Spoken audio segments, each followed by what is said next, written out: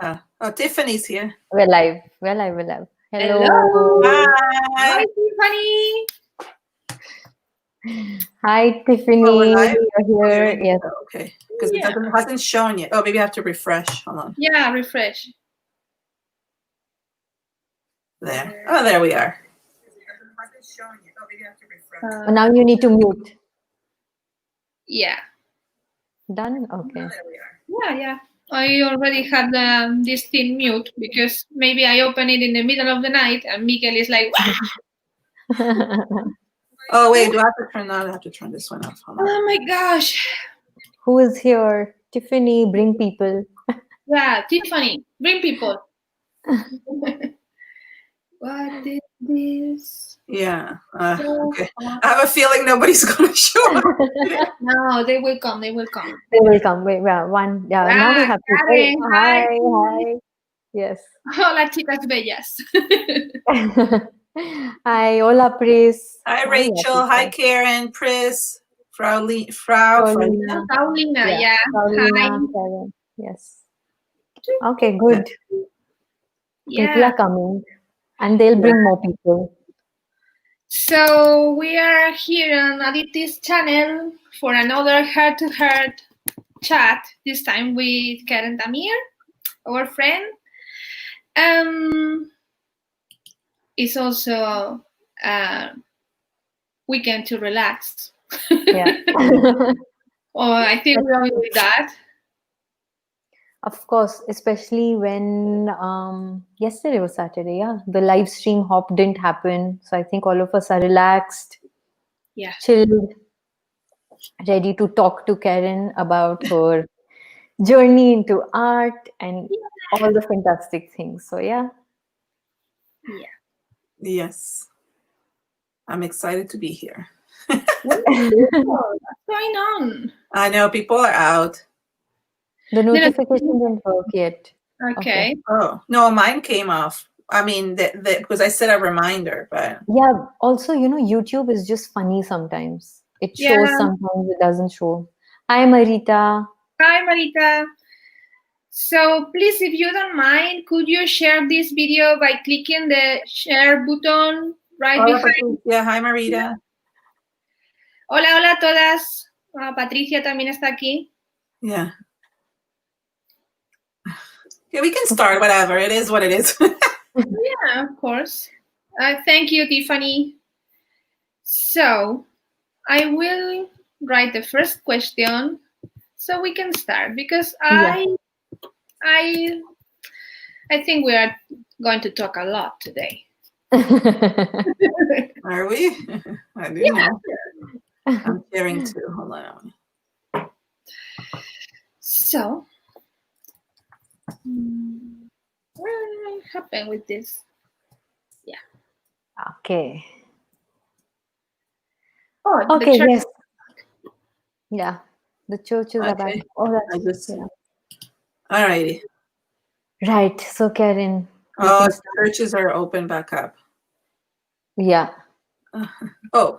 And meanwhile, we can begin with the question. How did you choose crafting? Just a bit of a history. Okay, so that's three questions actually.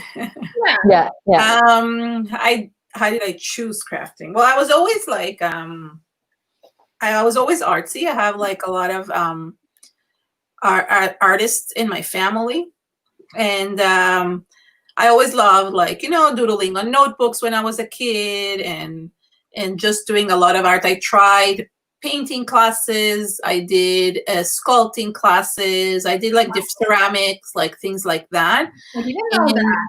Yeah. And in 2003, I did, like, my son was about 2 years old. I discovered scrapbooking. And I just loved it. I thought it was like the best thing ever. Like to just like, use papers, cut them, glue them. It was just fun. It was like a really fun thing to do. And I could, make albums instead of just putting the photos in an album. I could make albums. And I just started doing that like for fun.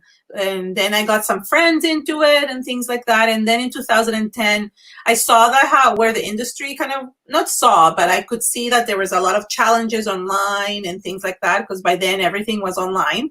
When I started, it wasn't. It was just starting. Emails were just starting, literally. So I decided to start a blog. Literally, I sat down and said, okay, I'm starting a blog today.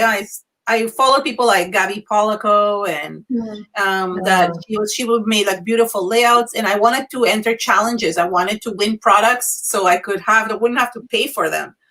And then I said, oh no, but wait a second, I want to be on design teams. So I started applying for design teams, and basically that's how it happened. Like I just started doing that, then started design teams. Then from design teams, I went, I basically started my channel and so forth. And that's how everything came apart. We discovered mixed media. Mm-hmm. Mixed media, I think I discovered after Finabar, like when she kind of came up with anything. Finn was the one, like Anna was the one who kind of, I saw her style. Like, I guess we've always done kind of a mixed media style, but when hers was the collage mixed media, that's what really got me into it. And so where and when did you start? Okay, that I answered. And what were you doing before becoming an artist? So I actually started to be a homeopath. Oh, wow. My husband's a chiropractor, and I studied homeopathy for 3 years. Oh, hi, David.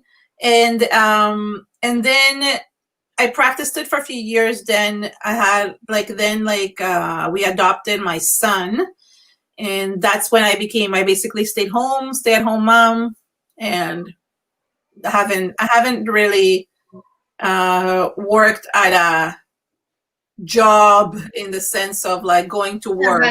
That's a very hard job, actually. Yeah, no, but not only mine. Like I took it like in what year? I guess 2017. I took this more as like 3 years ago as a job. Like now this is my full-time job. So. Mm-hmm. And also, while you were talking, I just was very curious. Which was your first design team? My first design team was not. So my first design, Karen Gerber. Karen. So she had a design team. It was called Sketchabilities. It was all about like sketches, and you could make a scrapbook page. That was my first design team. That was my first like challenge design team. My first company. Oh gosh, I don't remember. Because I was in so many. Too Crafty, maybe, which is a chipboard company in Australia. Shimmers, I was on. I was on Blue Fern Studios, but that was a bit later. Like I was like on Kid Clubs. Mm-hmm. What else was I on? Well, 7 Dot Studios I was on for a while, but I was on lots before that. I don't even remember, like different companies. Whatever I could take, I literally would take whatever it was, and then I kind of started choosing. But at the beginning, I kind of went with everything. Yeah, I think that happened to all of us. Yeah. And you reach the point that you don't know how to say no, and then you end up with a lot of deadlines, and your crafty life is a mess and super stressing. Well, I felt like I had to chase that more. I had to chase design teams. They didn't just come and ask me. Nowadays, you're right. They come and ask me, and I'm able to say no. But that took a long time. That took almost 10 years to build. And people think it's just so easy, but it's not. It's 10 years of me working. Sometimes I won't be surprised to tell you that I begged. I said, like, I was disappointment or whatever, and I would say like give me some feedback. Why are you not taking me or whatever else? And it took a long time. Like I wanted to be on Webster's pages for so many years, and they wouldn't take me. And I was just like couldn't understand why. I mean, now I understand. It wasn't whether it wasn't my path or whatever else. Dusty Attic. I tried many times. I couldn't get on it. Now probably if I asked her, she would take me. So they probably wait for certain no, that's not true. Dusty Attic I never applied because I was on so many other chipboard design teams. So by the time we got to it, I was just like, no, it's not true. I don't think I applied. Maybe I applied once, but not really. by then I was like, oh, I'm not working with chipboard anymore. That's it. Like, I'm done. It's not easy, working only with chipboards, and I think I'm that's the Arctic brand ambassador, and sometimes it's not easy to me to use the chipboards in a way that the chipboards are really visible, but at the same time are part of the project.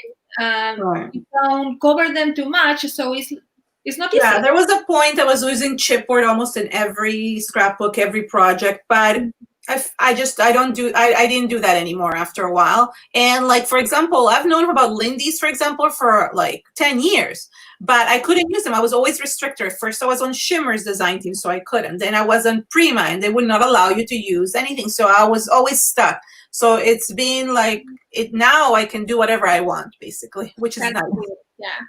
Yeah, I think everything eventually you reach the saturation, right? And you're like, I think we learned, but I also learned not to take too much. Like about 2 years ago, I realized I was overdoing it and I just couldn't. I was really feeling stressed and I just basically not quit. I just finished my terms with a lot of design teams and did not, including Prima. I said, I can't do it anymore. And I just let it go. Mm-hmm. Yeah. All right. Yeah. So tell us a little about your unique style. How did you find it? Are we talking about unique styles where I always think that I don't have a unique style?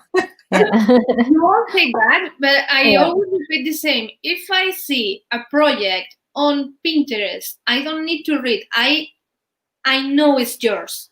Right. I think, I guess it's true. Like, I don't know. Like, I can't describe it. It doesn't have words. So maybe that's why, because a lot of people have is like vintage or whatever, steampunk, like, people are always in the same style. My style, I don't know.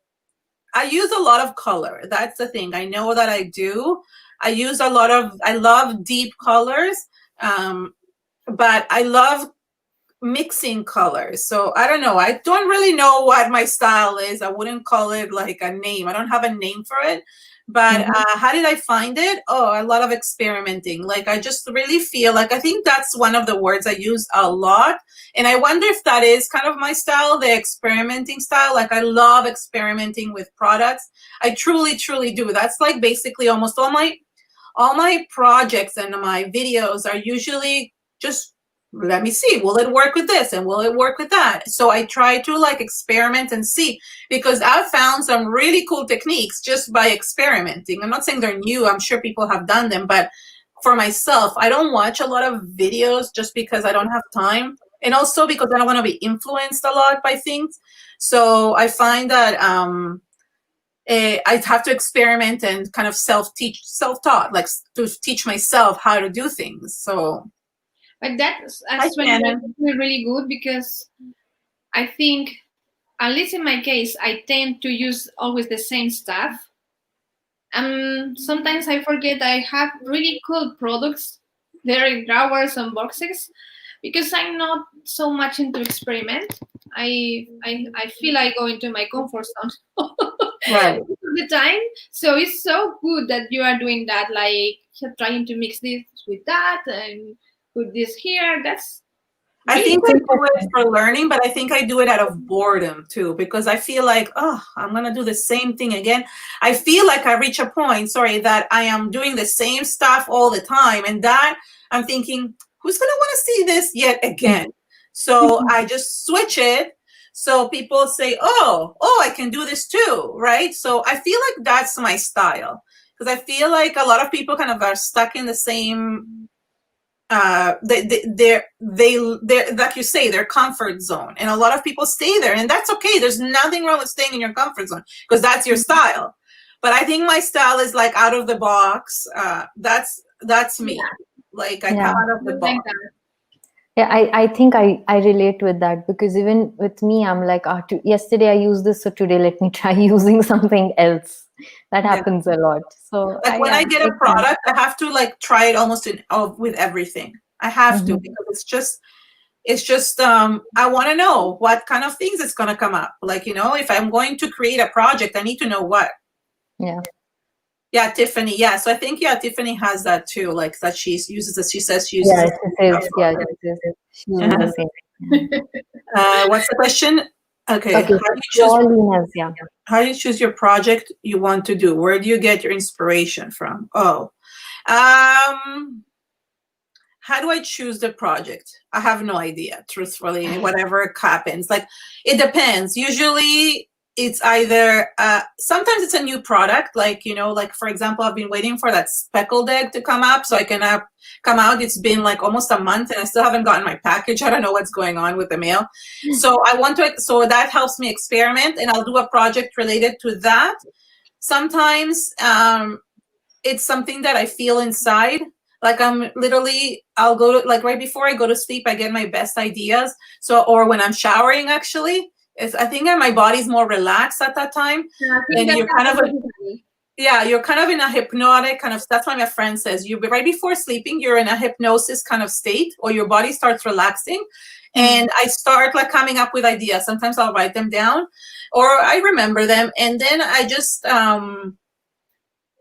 I go and do that. It doesn't always come out. Like I recently did a project in my head. It looked different, but that I got the new Zuri molds. So I'm like, oh, I'm going to make this project. And then I'm like, oh, I'm not sure if it came out how I was imagining it. So that happens too. Oh, thank you, Rachel. So I kind of like go with whatever what I feel. Like I go with feelings. My inspirations come from what I feel. If I feel like doing something, that's what I'm going to be doing, and that's all. Like, I mean, even the experiments, it's like sometimes I just grab stuff I don't even know, and sometimes I've tried things and I'm like, oh, I'm thinking that either I don't know why I'm doing it, and then it works out really cool. Like it comes out like a really good technique that I never thought. Like some of them I've been surprised myself. Like, that has happened. Which one was it? There's one that I really got surprised. I don't know, where is that project? There's one where I used gel, and I wanted it to have like a texture. So I started like putting like my spatula on it, and then I started spraying it.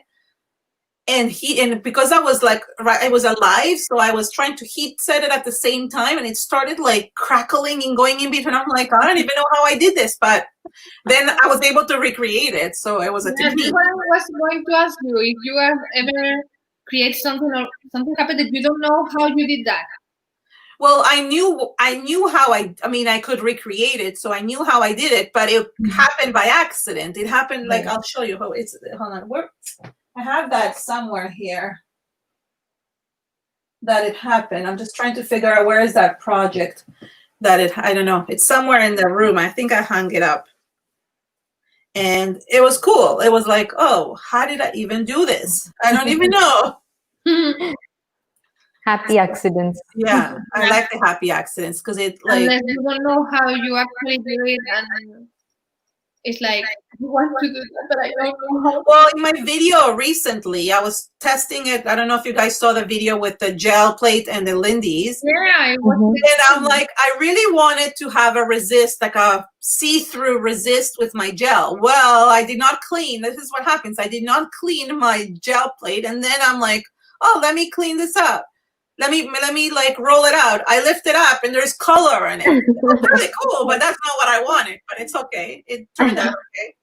I remember it happened to me with those, with a big tag I was using alcohol inks, and then I was actually working on a separate piece of paper, and it was like, my table was really messy and that, and then I saw something in the Yupo paper, like it was like cells, and I was like, how this happened? I don't know what.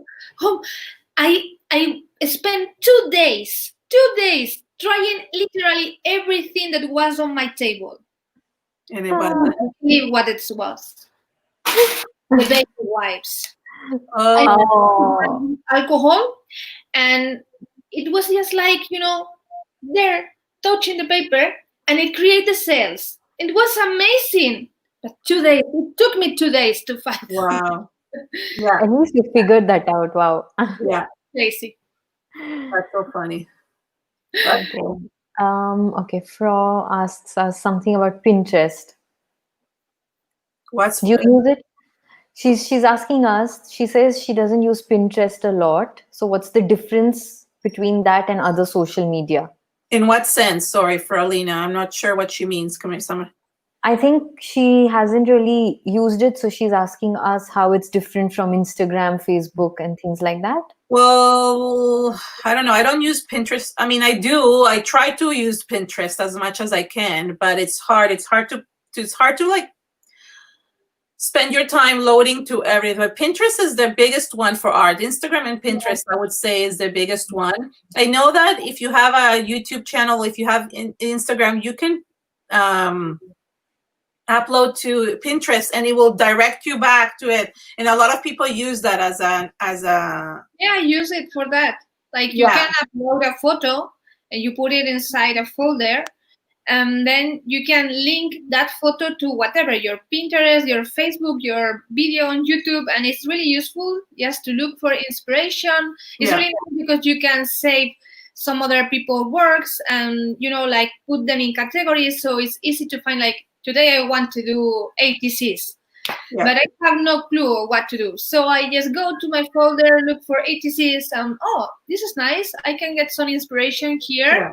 So people is using it for that, and I don't use Pinterest a lot just because I try to. I guess like I guess my brain just comes up with things. So I think if you're looking for inspiration, that's a good place to just start to kind of look at the images, and then you can take it. It'll take you to Instagram, to YouTube, to wherever it is. My Pinterest used to be did a little bit better before, but I was also paying for a service that would like just would like upload things automatically, but I stopped doing that, and it like really made a difference. It's gone lower as well. I mean, you have to work on it. Yeah, exactly. You have to work on everything. Yeah, true. As a creator, there's a lot of effort, but just as a person using Pinterest, I would say that there's inspiration for every single thing. So every topic you want, any sort of ideas, like at the top of my head. Only for art. I mean, there are lots of things. Like for example, you want to do some easy yoga. You just search yoga on Pinterest, and you will find tons of things. If you are looking for information because you are traveling to California, you just put California, and there are tons of things. So people that is traveling is giving you tips. It's really, I think it's super cool. I really love it. Exactly. Sometimes I think I find my photos for layouts also on Pinterest. No, because people can pin whatever. Yeah. Everything on the internet can be pinned. Yeah, exactly. So I think it's interesting just to use it for, like we said, inspiration, for ideas.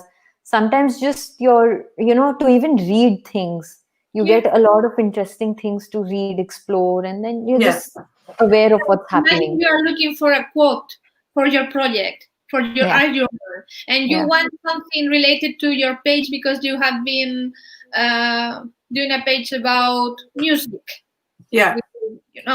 So you just put that music quotes, and there are tons of there. It's exactly. Really cool. Exactly. Yeah. Okay. Moving on. So, is there a product or a style that you would never use? First. I don't think I would. I don't think I ever used or will use Copics or things like that to color in. Not because they're not great. I'm sure they're amazing, but it's just not something that interests me. I tried a couple times with non-Copic, like similar things. I had a really hard time. I just could not. I don't know. It's not my style. It's not. I mean, I used to make cards, and even with the cards that I made, they were always like mixed media styles. So anything like cutesy, like I don't like any stamps that are really cutesy, like little animals and things like that. I don't like those. Just because it's not my style. I wouldn't mind grading a card like that, but I just don't. I don't want to create that. It's not my thing. There's plenty of people that do, so it's not. I don't need to do that. And products that I always use. I mean, I don't know. Everything, all of my mixed media products, I always use them. All the basics I always use. So I was going to say that you, If I we use take everything. gesso out of you, Yeah. I don't always use gesso, actually. That's actually, well, I do, but I'm saying, like, I don't always prep my stuff with gesso. Sometimes I don't. It depends. It just really depends. But yeah, gesso gel, modeling paste, stencil. Stencil is my biggest one. Like, I love stencil. me too. Yeah. My favorite thing to go. Yeah. I haven't used, as I said, chipboard in a long time, but it doesn't mean I won't. I have some. It hasn't inspired me yet. So, yeah. You'll find your muse back. Yeah. Oh, yeah. I don't care. If it does, if I do, I do. If don't, I don't. Is there any new kind of art that you'd like to learn? Knitting. You said that the other day. No. What? Which one? Knitting. Oh, knitting. I Oh, don't yeah. like any sewing, knitting. Although I don't get me wrong, I do love like putting like with a machine, like sewing on paper, like for vintage stuff like that. And I used to do that a little bit for my scrapbooks, but no, nothing to do with string. I don't know what it is. I mean, I like putting string in my projects, but I will not like it's. I just don't have the patience for that. I would have loved to learn like how to make ceramic, like actual, like, with the wheel. But I tried. I mean, I think I tried it like at one time, and I think you need to. There's a huge learning curve with it, so I just didn't I didn't give it enough. I'm very impatient. This is why mixed media was so good for me. Even though you have to wait for drying things, I don't like perfection. I love like imperfection. So that's my style. To tell you the truth, my style is very imperfect, and I find, like, for example, like a lot of people like very focused on perfection, and that's one of the things that I don't like doing. I mean, I like it looking a certain way, but it doesn't have to be perfect. Not everything has to be in the right spot or the right color. If two colors mix, that's okay. Let that happen. And I just go with the flow in that sense. But the mixed media really helped me kind of like, hold on, I have to sneeze. Oh, no, maybe not. Excuse me. Thank you. Bless you. Thank you. It really helped me kind of not have to, because, for example, painting, I found, like, especially if you're painting, I found it too perfect for me, too, like, I had to stay within that box, and I didn't like it, unless it's abstract, and then it's like, but in mixed media, it was different. It kind of really opened up, like, a huge door for me that I didn't have before.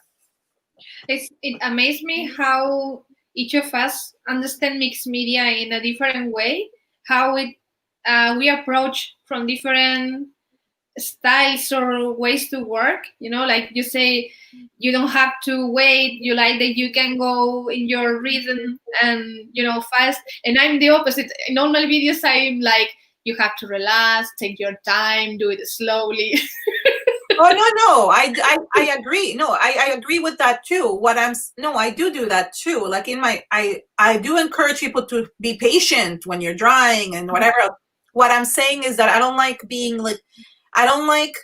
being perfect. Like, I don't like the projects being perfect. I think you have a little bit more of the perfectionistic. Oh, it's a nightmare. I know. I'm not. I don't even wash my brushes. I don't clean my stencils. Like, I'm I'll tell you why. I would like to be like you. I would like to go to sleep with my mess in my craft table. I cannot, because I have, how it's called, Adi? OCD. I have that. Definitely. I wish I was a little bit more balanced. Like, I feel like I am more towards the other side, but I think that's the two sides of the same coin, if you think about it, right? So I wish I was more in the middle. I try every once in a while to kind of like move back towards that and clean up and whatever else. But let's not talk about like organizing, because I'm not good at organizing. But I'm talking about just the part of creating. I don't like my things are not perfect. They're balanced, but they're not perfect. That's the difference. Like, and you can see that in my work, and I'm okay with that. It's being okay with that. Yeah. I think to each its own, the approach that works, and then you live with that. No, what I mean is, like, for example, like I have, like, if I put a layer of color, and let's say, like, I won't put 10 layers of color just because, like, it's missing. I'll stop at like 2. which is like, I know somebody who's a perfectionist who, if they say a certain area won't look right, they'll continue adding because they like, I'll add other elements to counterbalance that, because that, like, my impatience gets the best of me in that sense, and like, so it can balance the perfectionism. That's what it is. That's what I mean. So yeah. See, Monica says that's what makes us unique. Everyone has their own quirks. Oh yeah, for sure. Yeah. Yeah. Okay. So tell us a little bit about that. I don't. You don't? balance anything. Well, I don't know. Like before COVID, I used to, like, let's say, drop off my kid like my daughter at school, would come back, do work, and then in the afternoon, I don't know why my nose is so itchy. And then I would come back, I would do I would like then start, like, help her with homework, do like whatever, cooking, whatever, take her to the activities. So that the afternoon, I didn't have the afternoon. Now, I don't know what it is. It's like I feel like I have tickles everywhere outside, not even inside the nose, outside the nose. I don't know what it is. Maybe there's like hairs or something. Yeah.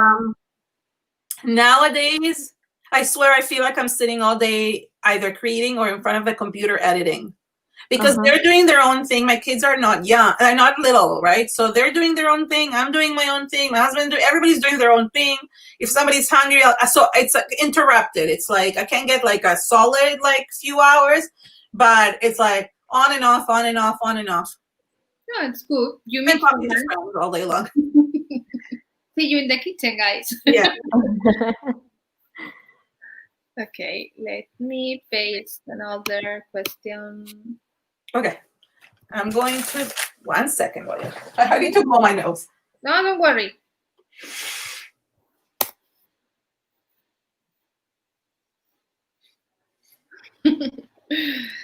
Yeah, knitting and crochet. Quiet today, guys. Plus, I think, like Keren was saying, it seems like a lot of events are happening. So yeah, people are distributed and all over, not. Yeah, I think so. What's the? Okay. What's the best and worst part of this career? The best, there's two things for me that are best. One is doing what I love, which is creating, and the community. I really love all the friendships and all the people that I've met. I really, really love that. So in that sense, that's the best part. The worst part is, it depends where you're at. Like at the beginning is like, like if you're wanting to be on design team, so it's like the rejection, the feeling of like inadequacy, the feeling that you're not good enough, right?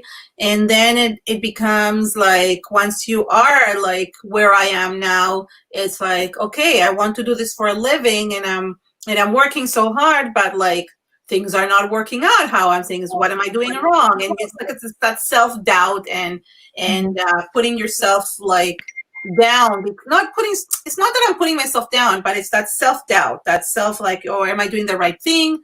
What's going on? Why is this happening the way it is? Exactly. Why are people like, I think it happens like everywhere where because we're dependent so much on others in this situation. Like, for example, my YouTube channel is not like, it's almost like I'm giving control to somebody else. I have control of it, but in the sense of I'm giving control to somebody else to decide my fate, meaning if they're going to like it or not. And that's a very vulnerable position that you have to put yourself in. And that's one of the things that I don't like, is that vulnerability.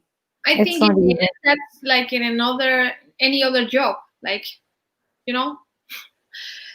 for example, in my case, I've been working 7 years making road trips in Africa.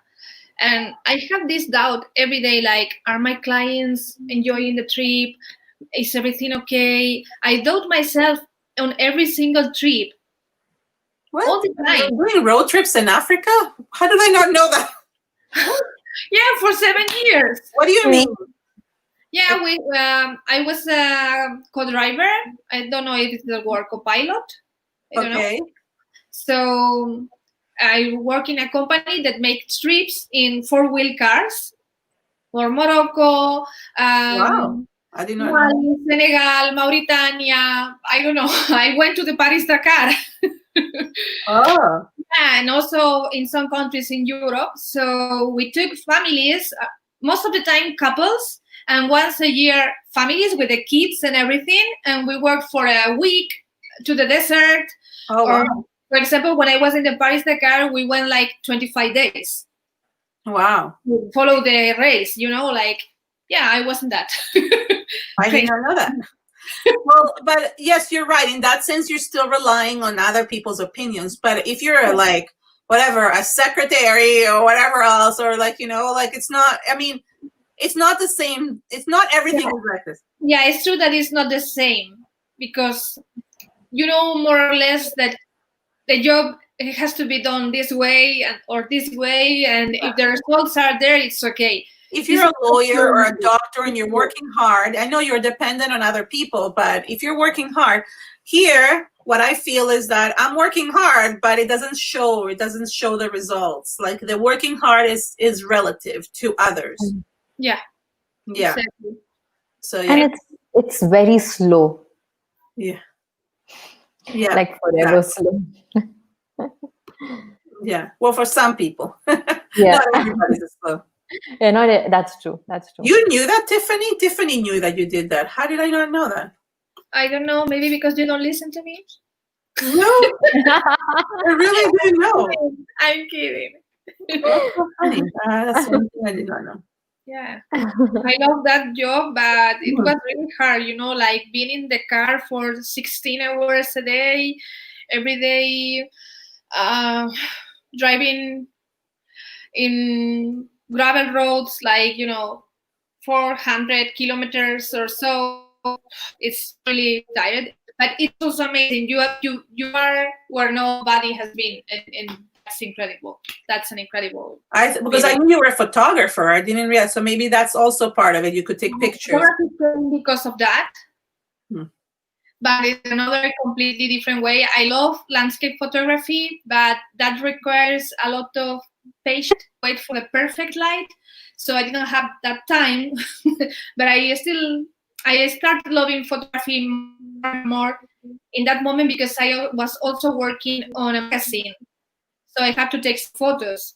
Mm-hmm. And that to the macro photography, which is what I love and what I try, but it's not easy here, like everybody who has a camera can take photos, and very few work on National Geographic, to be honest. Yeah. I'd love for you to just fly over here for one day so you can take a photo shoot of me. I really want to change my photo doesn't match who I am anymore. And I'm like, I need a new photo for my profile. I want a photo, artsy photo. I'm not bad on portraits. I took all the photos from my sister's wedding. No, I know. I'm just saying, can you come over for a little bit? I would like somebody to come over to just do that. Okay, I will go. Yes, I think you're right. I think you're absolutely right. So I think people in Canada, well, not in Canada, I cannot generalize for everyone, but a lot of people want to do cards and mini albums here. It's very big. I think in Vancouver it's a little bit different because they have the Clip Street. What is that called? That store. But anywhere else, like truly, I find either it's fine arts or it's paper crafting with like, simple scrapbooking, and not even that. Most of it is cards, like heartfelt creations is huge. So anything that is stamping, anything that is like mini albums, that's basically the main thing. Yeah. Yeah. It's the same here. I'm working hard to bring mixed media. Yeah. Not only me, some few girls, but it's hard. The scrapbooking is so hard here. Well, mixed media scrapbooking. I'm sure regular scrapbooking is easy. It's the mixed media one that is difficult for people to really get into. Yeah. I think they are. It always happens in my classes that many people comes and they have never done any mixed media project, and they are terrified and like, relax. This is for having fun. It's not like in scrapbooking that That's you the have main reason. measure, and here is not right or wrong. There is not right or There is, wrong. there is like, yeah, the getting dirty and all that stuff. Tiffany, I would love that. I want that. That's what I want. I want something like, you know, like holding brushes or. I wonder. I wish we could do it. We could do it through like a screen, like, you know, like you could just still use your DCLR through the screen. Would it work? If only. We should try. That would be amazing. Yeah. So when you mean venturing into it, like in what sense? Like what type of, where are they venturing into? YouTube, into like design team? Like there's different tips depending on what they're. Everything really. You can just everything. Oh my God. I don't know. Like there's so many like, I don't know, advice depending on what you want. So if you want to just be on design teams, you need to continue trying and, you know, revamp yourself as you go, ask for feedback. Just really choose the ones you want. Don't go for everything, because that's too much. That's too much. If you try to go for too many, you're gonna burn out. So go for the ones you want the most, and make sure that you're ready for that. Make sure that you're ready for the commitment, because it doesn't look good if you quit on a design team and then other ones won't want to take you. If you're constantly switching because you can't handle it, make sure that you know how many projects you're going to have to do per month. You know, it's really important. In terms of like, same with challenges, right? Like make sure if you're that's what you want, is to win products and things like that and go into challenges, then make sure that you're following the rules, because if you're not following the rules, that's not going to help in any way. Like some people, like, you know, wonder why they didn't win, but that's because they didn't follow the rules. They didn't read and follow. So that's hi Vienna. So in that sense. And then for people that want to do what I'm doing right now, which is, if you're just if it's just you want to just create. Okay, we lost it. You lost me. No. Yeah, you're back. No, she was here. In terms of if it's like, if you want to just learn and basically do projects and learn techniques, then just watch lots and lots of videos and copy. As long as you give credit, you can copy anybody. I encourage people to copy. It's really important. If you want to learn, copy others. Just make sure you know, just say, I was inspired by this project and so did. And if you want to do what we are doing, YouTube and all the other stuff that you want to actually earn money out of it, then don't try everything at once, basically. And just prepare yourself that things are slow and doesn't always work out the way you think it will. Not every, you know, for example, like Tiffany and I have been doing this for like so many years, and even though it looks like we have a lot of subscribers and it's not like easy. It's not like we're earning thousands and thousands of dollars. Oh yeah, some people don't like to be copied. Okay, well, I don't mind if you guys copy me. So yeah, let's say get inspired by other people's work, but don't copy them. Exactly. Yeah. Or even if, like Keren said, always make sure to give credit to the right. No, I think I personally, it's my opinion for my work, I think if they want to copy the exact project, as long as they're not saying that they came up with that project, that they copied it, or they got inspired by me, I'm okay with that. I cannot speak for others, but I think it's really important, because like that's the only way we can learn. Like when I started scrapbooking, I was copying layouts that I saw in magazines. Of course. So copying is the only way to learn. And I mean, in that sense, I wasn't publishing them, so it didn't really matter. It was for my own album. But if you're going to post it on social media, you must tag the person. And if you don't know who it is, and don't copy somebody who you don't know whose work it is. That's the only way to learn, truly. That's the important thing, no? To give credit. Of course, we do tutorials for you people to try, and it is to myself, I feel amazed when I see that you have created the same thing I was doing on my tutorial, because I did the tutorial for that. So it amazed me. But it happened to me a couple of times. One with the Spanish girl and one with a French girl, that they recreate my project on their videos without saying that it was my project. Right. So they made the tutorial of my thing without saying it was mine, and it feels so bad. Like, wow. Yeah. And it doesn't matter if they have many views or few views. No, it's the lack of respect for the artist. I will never do that. I start also with scrapbooking, and I was always looking for sister scrappers. I love the channel. They are super cool. And every time I try a video of her, and I did it myself because I want Spanish people to get it, and they don't speak English. But I put it. This is the same tutorial you can find on Scrapbook Sisters. Here is the link. Are you talking about Erin and Kelly? Yeah.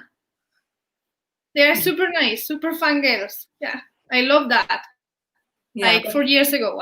Yeah, they haven't been doing it for a while. They were on they were on together with me on the Prima design team, same year. Oh, didn't know that. Oh yeah. Like we like they started around the same time I did. One of the sisters, I think she does, she now makes clothing for kids. And the other one raises her own like farm and chickens and makes her like sustainable living in her. Yeah. Interesting. Yeah. Okay. So this is an interesting one. You already have your stamps designed with joggles. So what are you thinking of designing more products and getting into that genre? Yeah, I actually really like that, because the reason why I like it, it's not so much for designing the products, but more that I get to use stuff that I connect to and that I love, and the patterns that I love, and that really helps. So yes, I will be coming out with more products. I think everything is kind of crazy right now, because I'm like designing them with joggles, and everything is just a little bit nuts in the US. So in that sense, but yeah, I'm looking to do maybe stencils and more stamps, more foam stamps. So yeah, I'm really looking for that. I'm excited for that. Yeah. That's nice. Would you want to start your own brand sometime, like independently? I don't know. I'm not that I don't want to, but I don't think I would know how to do that. I'm very like, I don't have a good sense of business. That's one of the problems that I have. I have lots of ideas, but I don't know how to put them into action. Also, I think when you start your own brand or your own business, it's another level. You have to take care of a lot of things that are not directly crafty related, and because you have to think a lot of more things that is super crazy. Yeah. Exactly. Okay. What did you say? A big one. What she said, but hold on. I wanted to read what the other person said. Which one? Where? Like, copy and steal everything. Oh yeah, this. Okay, I can show. Oh, I feel that it would be an honor to me if you tell the original. If not, it's okay. What? They're just talking about giving credit. Oh yeah. Yeah, and then Tiffany says, "I am with you. I feel honored. Even if people don't give me credit, I don't have time to worry about it." Yeah. Yep. And I think, I don't know, Chris says something in Spanish, so you guys can read. Say, it was, I don't know, descaro in English. Like, it's not okay. One thing is to try to replicate your project to earn, always giving credit, but it's very different when you use some other people's work. Yeah. 2021. That's right there in the corner. Tomorrow Any is plans for Christmas 2021? Can we just like any plans for 2020? Why are we already on 2021? because we are not going to do anything on 2020. Any thoughts for that? I'm just revamping my I'm basically revamping my YouTube channel. I don't know if people have noticed that it's changing a little bit. I think I was overdoing it too much before. Like I was really felt like a hamster in a hamster wheel, just spinning, spinning, spinning, working really hard, but not reaching anywhere. And this time I am taking a different approach on to YouTube because I really want it to work. I want it to be, that's how I want I want to be able to make a living, like a sustainable living. And to do that, I need to revamp things. So I will be doing videos once a week, but as you saw, in a little bit of a different style, a little bit more, I don't know. I'm not even sure what to call it. User friendly, but it's not exactly that. It's just a way of increasing the interactions that they have with people in YouTube and so forth. And I'm hoping to teach some online classes. That's been in the works for a long time. It's just that I feel like I can't focus on too many things at once because then I'm not going to be giving my full attention to one of them. So once I have something established again and just on a roll, then I'll be able to focus on the next step and the next step and so forth. So yeah. Makes sense. Yeah, I think I already saw those little changes that are not so little because really the videos are really cool now. Completely different. I feel them completely different. I like them. I'm enjoying them a lot. So I encourage you all people, if any of you are not following Keren, that's a crime. I think most people here are following me. I think most people here are actually following me, or like subscribe. I think that it's taking me a long time to do each one of those videos. I literally take almost a whole week to just edit those videos because it's filming, editing, and it's just different angles and different, and having, there's a lot that goes into it. But but I'm hoping that will change. And I'm going to do like 3D things too, not only techniques and. It's true. I agree. I mean, with the angles bit, I've seen it in a couple of videos, and I've seen it in both your videos, and it's pretty. It's been on my mind, but until you visually constantly see it out there, you don't want to try it for yourself. Also, because you know how much effort it takes. Yeah. Right? So now then, I think it is encouraging, even the smaller changes, not just for your audience, but I'm just talking about as, say, artists in the field. I think it's a good way where we motivate one another, encourage one another, giving ideas and being like, oh, let's just try this. Maybe this works, maybe this doesn't. There's a lot that goes into it, and it's just a matter of learning. And I will share everything. Like once I want to proof of concept. I don't want to like tell you, okay, to go do this, and then I'm like, oh, wait a second, it didn't work. So I am kind of like trying this proof of concept to make sure that it works. And the difference is, you're right. It takes me 4 days to make a video that is 10 minutes, like literally 4 full days. Okay. But the difference is, before I was doing 3 videos per week and getting, let's say, less views. And I was, like I said, a hamster, rolling, but on the spot, like, almost like a treadmill. You're working hard, but you're in a treadmill. You're not getting anywhere. And in this case, I feel like I'm working just as hard, but at least I can see those results. So for me, that's important. Right. That's really cool. Pris, do you think it's better for all the artists to be together because it will make us stronger? Yes, 100%.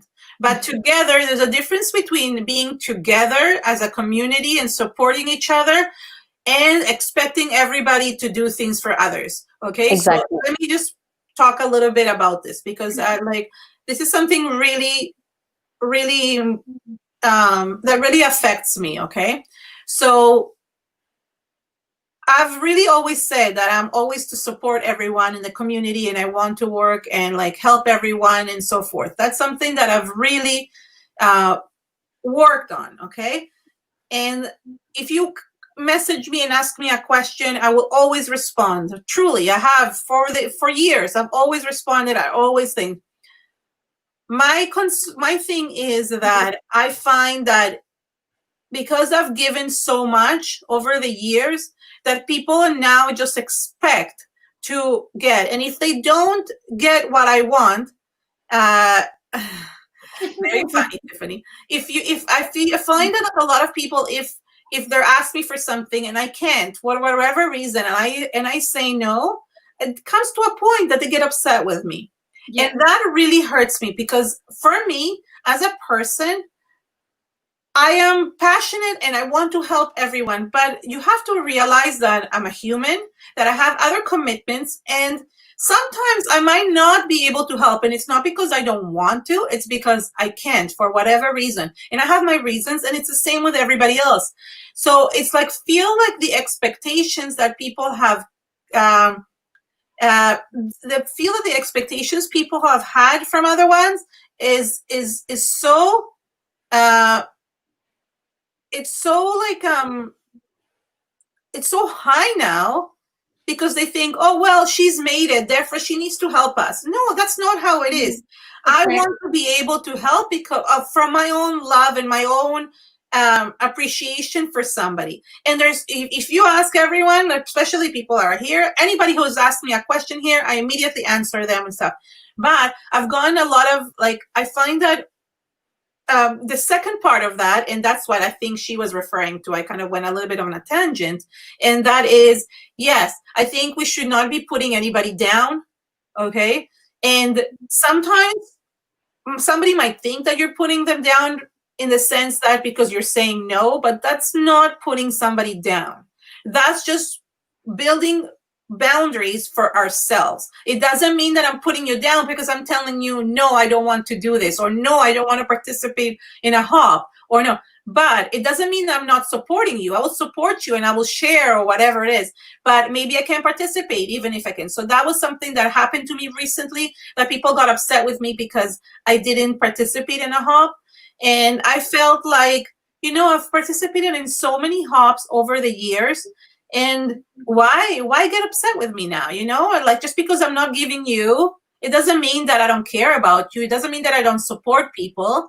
It just means that at this moment, I can't do it. And that's, I think, hard for people to explain, because they want everything at all times. People need to understand that we also have the right to say no without explanation. We don't owe anybody anything. Right. We do a lot of things for free. We put content every week, every single week of the year in the YouTube channel for free.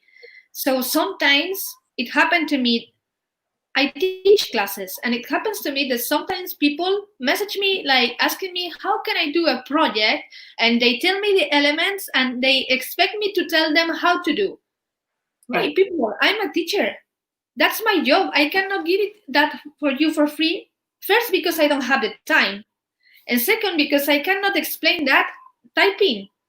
Right. It's crazy. Exactly. And sometimes you have to say no and people get upset. That's crazy. Yeah. So there is the two sides of that question that Pris asked.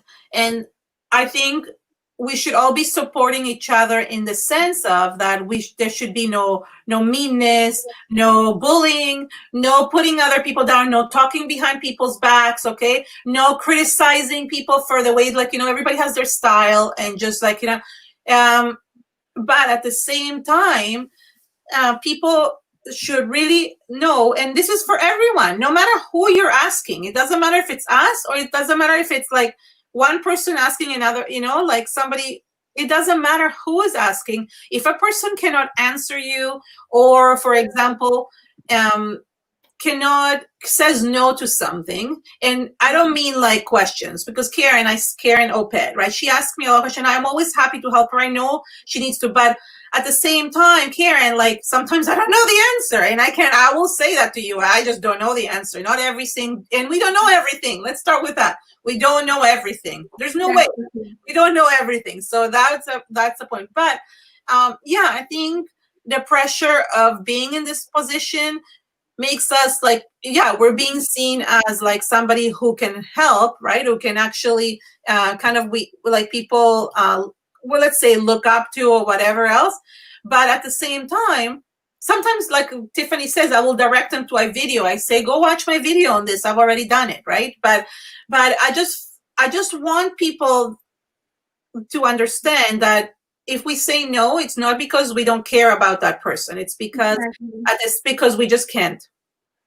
Yeah. I think it comes down to, I mean, it's a very interesting topic. Yeah, because recently we've been facing it, I would say, all of us, and we've definitely at a point in time voiced it out on social media too. Right. And I think it just comes down to, when we say yes together, it makes us stronger. It is to show how everybody is coming together, creating something for people. Yeah. And like I mentioned, we're learning from each other too. So a lot of things, when we probably watch each other's videos, we learn something, we reach out, we learn a new technique, we learn a new tip. That's the same way with our audience, where they're learning, and we're happy to always help.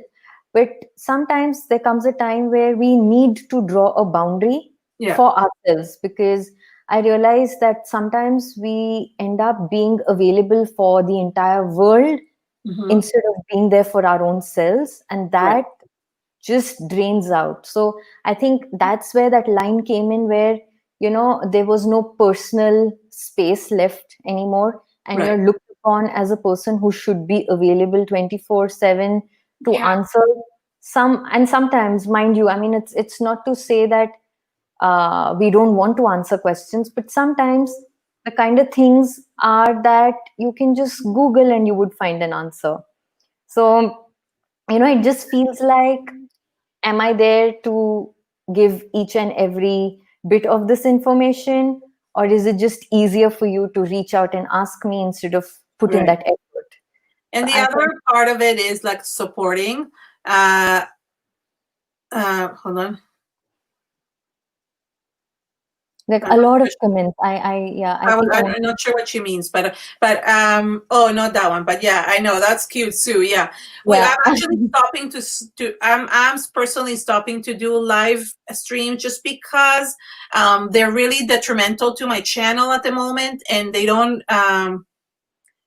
like, it's not what I'm working towards. So and a lot of people do not like watching long videos. They'll watch like 5 minutes of it, and that's not enough. I need that to work in my channel. I need people to watch my video from beginning to end as much as possible. And most people do not have an hour or 2 hours or whatever else to watch these videos. So that's basically what the point is. And I wasn't sure what she means.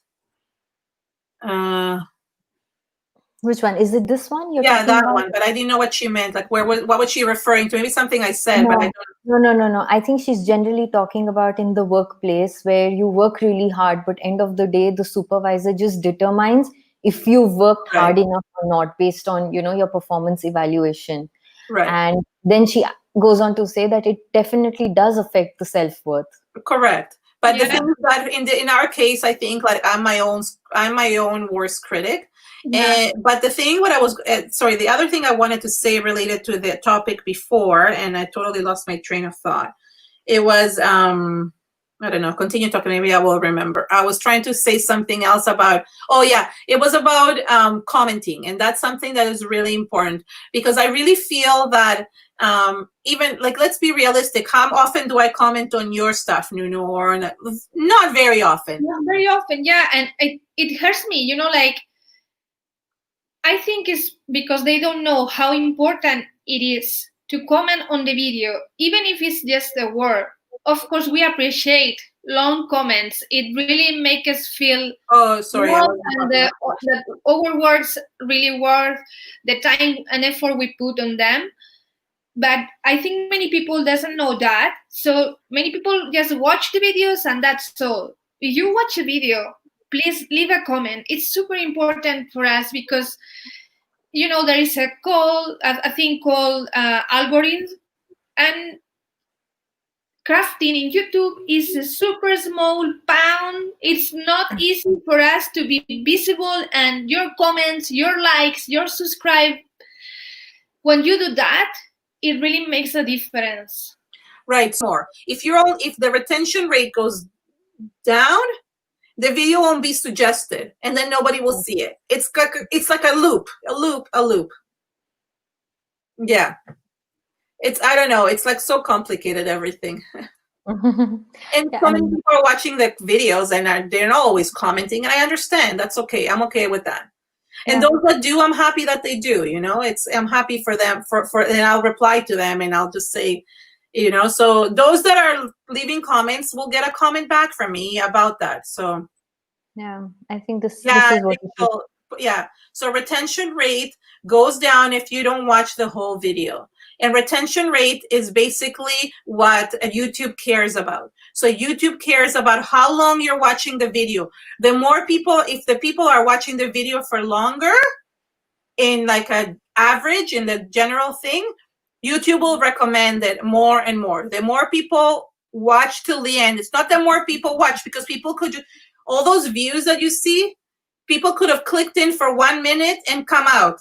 YouTube doesn't like that. YouTube wants to keep you on YouTube as long as possible. So it's like a big thing.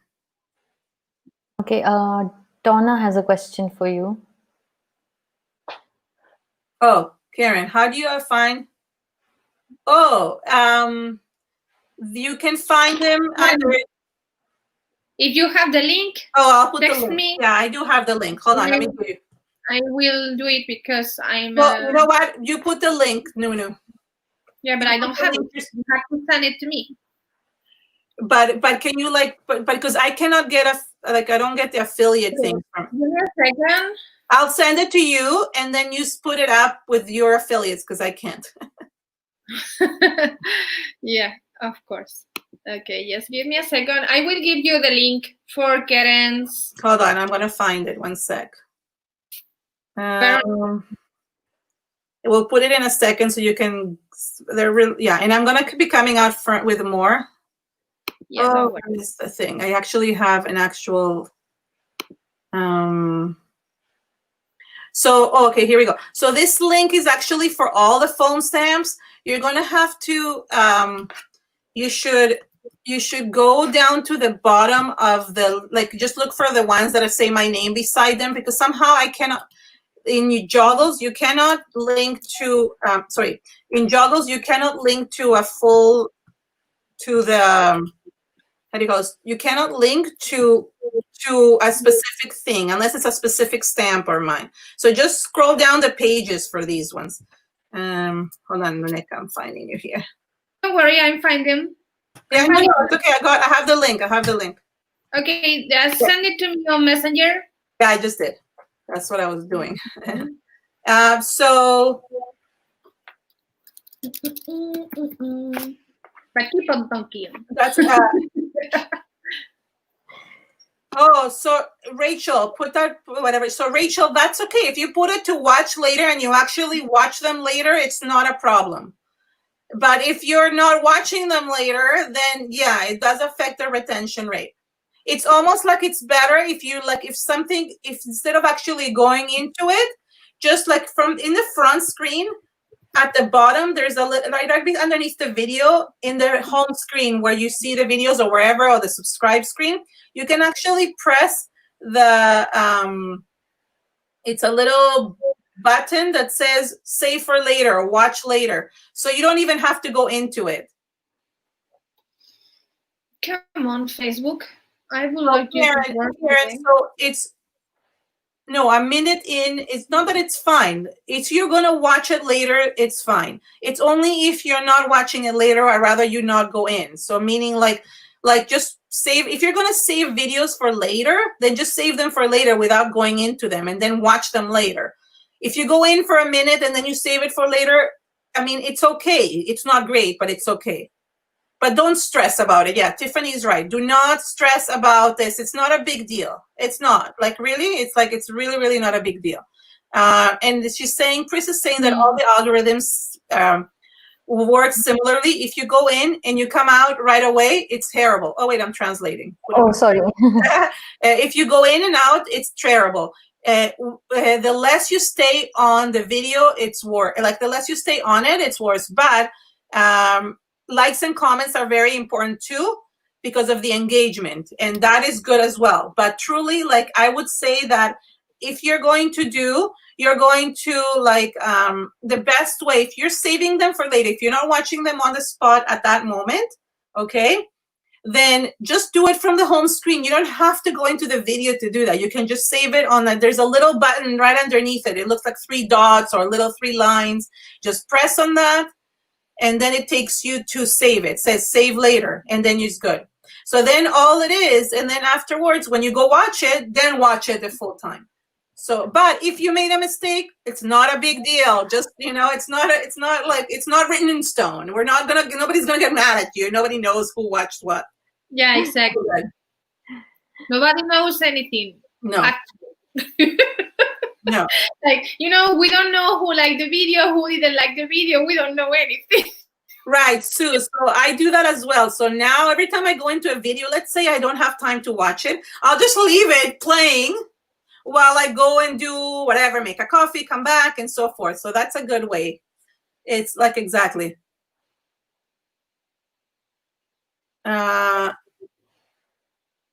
No, if Marita, so if you want to leave a comment, just scroll down, leave the comment, and continue watching. Yeah.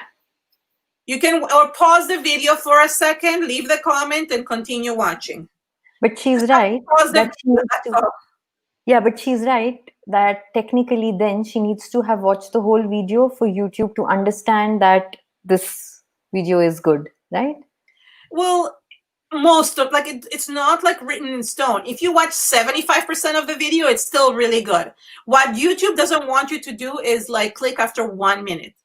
And on top of it, I would say that, oh, sorry, she's talking about this video. That's what I'm saying. Yeah, this video. Yeah, because it's a live. This is not a video. This is a live. Yeah, you can comment after, but most people don't watch a live afterwards. Sorry, yeah, you're right, Tiffany. I think she was talking about this.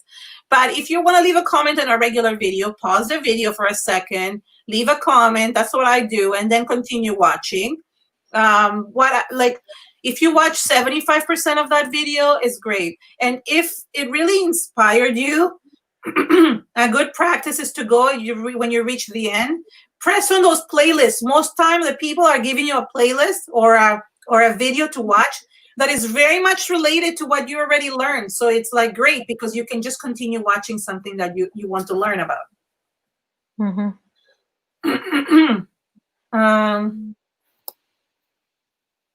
Any dreams you like that? Oh, I'll read the question, even though you haven't put it up yet. Yeah, I haven't, because I was like, I'll confuse you. I have everything mixed here. Yeah. Not even that, because my screen just froze. Any dreams you'd like to come true?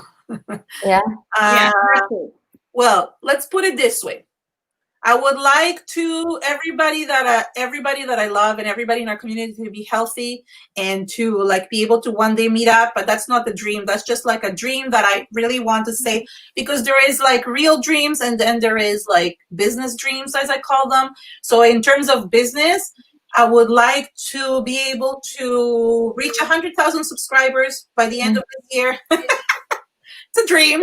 I can dream. Yeah. And I would like to be able to earn enough to have like a proper salary, meaning like that I'm like, that I feel like I've like my all the work effort that I'm doing is working. So yeah. That's my dream. Short or long term, it's both. Let's see, Annika is starting. Yeah, I'm just going to put it up.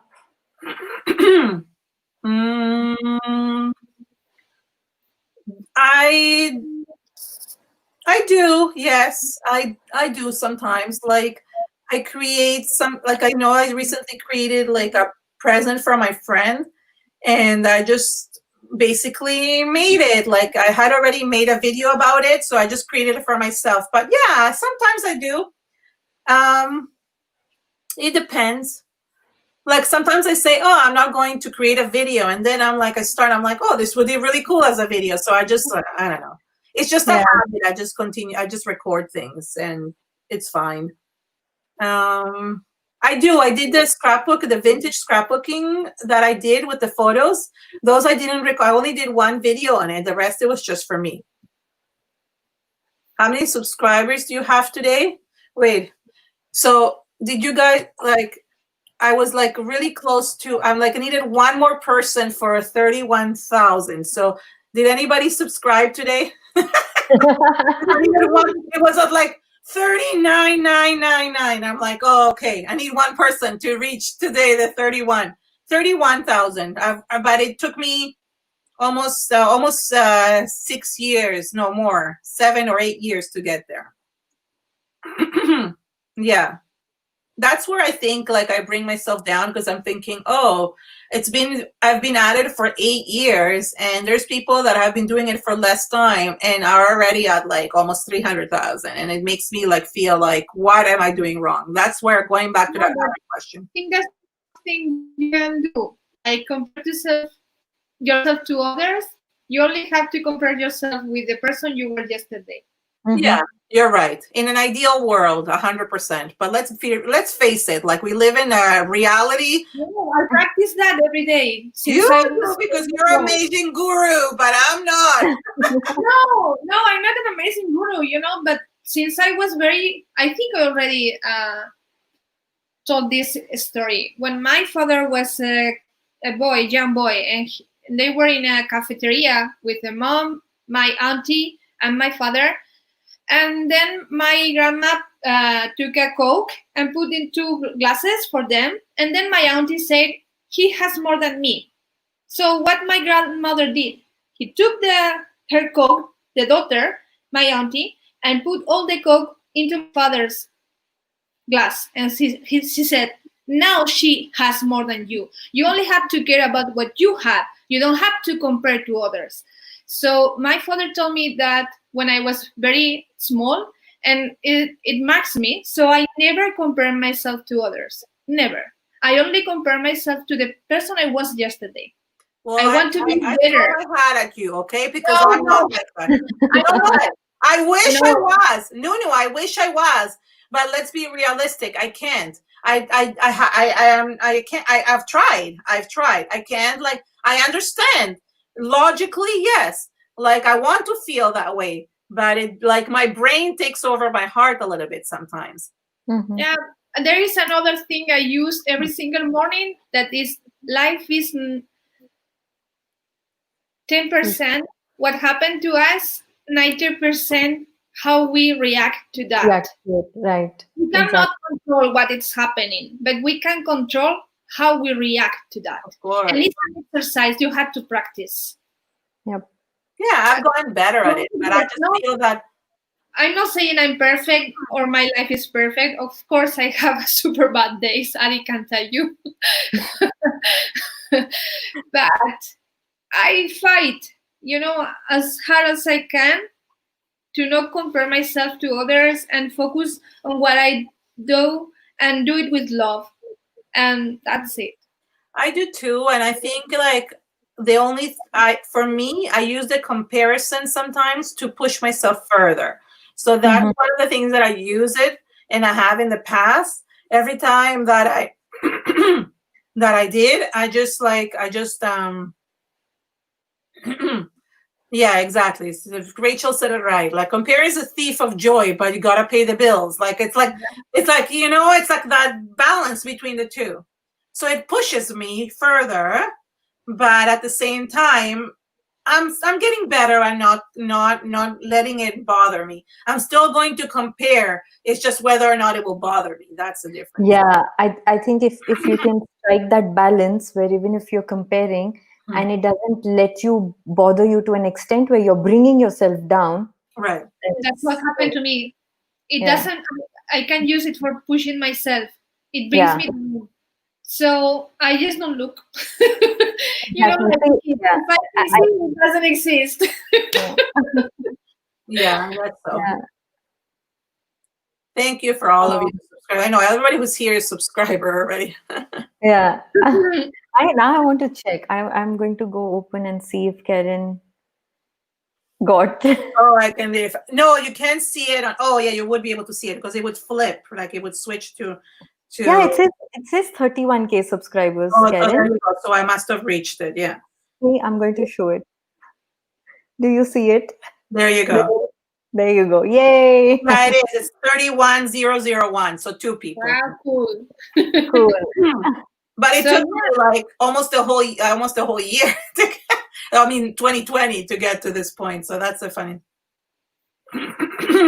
So yeah, it was just this morning I looked, and usually it's not the case, but I was like a 999. I'm like, I just need one. Yeah, that was fun.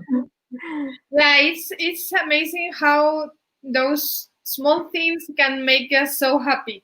Yeah, no, I mean, I didn't care. I knew I was gonna reach it today, but the thing so let me say this: since I started doing these different, and I don't want I just don't know if I'm hoping that this will continue. But since I started working on my channel a little bit differently, I used to get let's say 100 100 subscribers every 7 to 10 days. Okay, but now it was every 2 to 3 days. So it makes so I'm seeing the difference in that sense, which is really good. I like the content. Mm-hmm. So yeah, I think I would jump if I have 100 in a week. Yeah. You don't think you have? I think you get 100 in a week. No, I'm not growing so fast. You think I do, but I don't. Oh, okay. Because I thought we did. Oh, okay. It looks like you do. Exactly. And also, like you were saying, right, with the whole YouTube thing, people perceive it very differently than what the reality is. Like the struggle with the watch hours, getting the watch hours up, monetizing your channel. Right. It all seems very easy for somebody who's watching from the outside. Right. But the person behind the computer doing all the work, wow. I literally, when I have to look at the watch time meter every day, and I'm like, oh, but it's not moving. It just doesn't move. But what Keren is saying here, she's saying, well, I have my sons sign up. No, that's not. I'm not saying, of course, thank you, but that's not helpful in the sense of they're not actually following us. They're not going to be watching videos. Truthfully, everywhere you look at videos about all this, how to grow your YouTube channel, subscribers is not the thing. It's views. It's watch time hours. So truthfully, if people are many subscribers, you could have I know people that have way less subscribers than me, but their watch time hours are huge because people are just watching them nonstop. So that's way more important. That's where it is. Right. We want people to subscribe that actually watch our video. Yeah. That's what we're looking, because we have a goal for our channel. The goal for my channel is to learn, create, and be inspired. To help you learn, create, to learn and create and be inspired, because creating makes us happy. That's my motto now.